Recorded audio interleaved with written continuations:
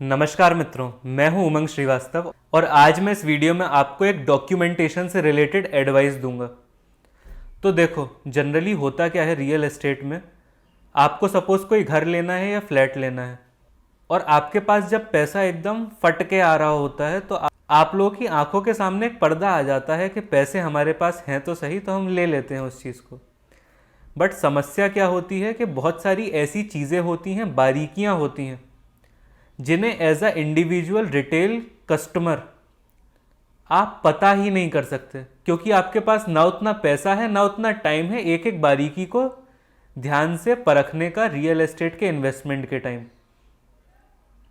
अब जैसे आपको कहीं पे कोई मकान लेना है, तो जब आप मकान लेने जाओगे तो आप मकान को देख सकते हो, उसके आप कागज़ देख सकते हो, बट उन कागज़ को आप कितना स्क्रूटनाइज कर सकते हो?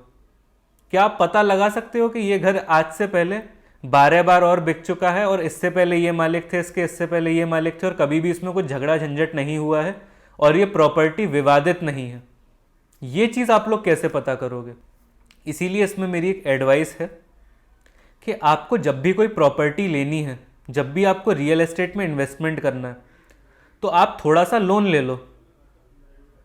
तो लोन लेने से फ़ायदा क्या होगा? बहुत सारे यूट्यूब पे दिखाया जाता है कि लोन आपको नहीं लेना चाहिए, लोन जो है वो कर्जा होता है, बिना कर्जे के डेट फ्री रहो, ऐसे रहो वैसे रहो। तो लोन की एक मैं आपको प्रैक्टिकल बात बताता हूँ और ऑब्जर्व करो आप कंटेंट की खूबसूरती को। जो लोग इस चीज़ को लेके एक्साइटेड हैं वो नीचे कमेंट में EX टाइप कर दो। जब भी आप बैंक के थ्रू कुछ लेते हो तो बैंक में प्रॉपर चैनल्स होते हैं उस चीज़ को स्क्रूटनाइज करने के लिए, और जब उस चीज़ की प्रॉपर स्क्रूटनी हो जाती है तभी बैंक आपको लोन अप्रूव करके देता है, चाहे लोन 10 लाख का हो या 1 करोड़ का हो। तो मैं ऐसा नहीं कह रहा हूं कि अगर आपके पास 1 करोड़ है और आपको 80 लाख की प्रॉपर्टी लेनी है तो आपका लोन लेना एकदम ही आवश्यक है पूरे 80 लाख का। 80 का तो वैसे नहीं मिलेगा, एक मार्जिन अमाउंट काट के उतना मिलेगा। तो आप उसमें से 8 लाख का 10 लाख रुपए का लोन ले लो ना, और बैंक आपके सारे पेपर्स को स्क्रूटनाइज कर देगा। बैंक को एग्जैक्टली पता है कि कहाँ पे क्या झोल हो सकता है। तो जब तक बैंक को आपकी वो चीज़ सेफ नहीं दिखेगी और आप क्रेडिबल नहीं दिखोगे पैसा दे पाने के, तब तक बैंक आपको लोन इशू ही नहीं करेगा।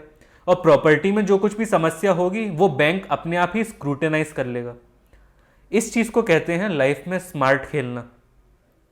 एक सिस्टम पहले से स्टैब्लिश है, आपको सिर्फ उस सिस्टम को यूज़ करना है। अब आप में से बहुत सारे लोग कहेंगे कि बैंक से हम लेंगे तो EMI पे इंटरेस्ट भी जाएगा, ऐसे होगा वैसे होगा। 5-6 रीज़न मुझे बता देंगे तो आपका इंटरेस्ट का अमाउंट क्या इतना ज़्यादा बड़ा हो जाएगा कि आप इस केस में फ्रॉड की पॉसिबिलिटी को ही डिनाई कर दो कि मेरे साथ तो फ्रॉड हो ही नहीं सकता, इसीलिए मैं EMI में जो इंटरेस्ट का पैसा है वो नहीं दूंगा, मैं डायरेक्टली जाके पूरा पैसा दे के एक बार में प्रॉपर्टी ले लूंगा बिना स्क्रूटिनी के। क्योंकि आप कितनी भी अच्छी स्क्रूटिनी कर लो, बैंक से अच्छी तो नहीं ही कर सकते। इस चीज़ को आपको समझ के चलना पड़ेगा। और जब आप उतनी अच्छी स्क्रूटिनी खुद नहीं कर सकते तो किसी चैनल से करा लो। तो आपका जो फ्रॉड का रिस्क है वो आपने थोड़े से पैसे खर्च करके एलिमिनेट कर दिया। अब सपोज आपको लोन मिल जाता है तो ज़रूरी थोड़ा ही है कि आपको बहुत बड़ा ही अमाउंट लेना है या उस लोन को आपको सालों साल तक चलाना है। आप उस लोन को जल्दी से चुका दो और थोड़ा सा एक अमाउंट रखो, उस तरह से आपकी ज़मीन के कागज़ भी सिक्योर रहेंगे। इस चीज़ पे भी मैं एक वीडियो बना दूंगा कि क्यों आपको अपने प्रॉपर्टी के पेपर्स अपने घर में नहीं रखने चाहिए। तो बताइए वीडियो आपको कैसी लगी? अगर ये वीडियो आपको अच्छी लगी तो इसे लाइक करिए। अगर अभी तक आपने चैनल को सब्सक्राइब नहीं किया है तो इसे सब्सक्राइब करिए और इस वीडियो को आगे शेयर करिए। थोड़ा सा जोर लगाइए इस कंटेंट की मशहूरी करने में, तभी ये चैनल आगे बढ़ेगा और मैं इसी तरह का बढ़िया कंटेंट लेके आता रहूँगा जैसे जैसे इसमें लोग जुड़ते जाएंगे और बात में प्रैक्टिकलिटी और मज़ा आएगा आपको कंटेंट में। एकदम आप इस कंटेंट से कंटेंटेड फील करेंगे। मिलते हैं नेक्स्ट वीडियो में। Thank you very much.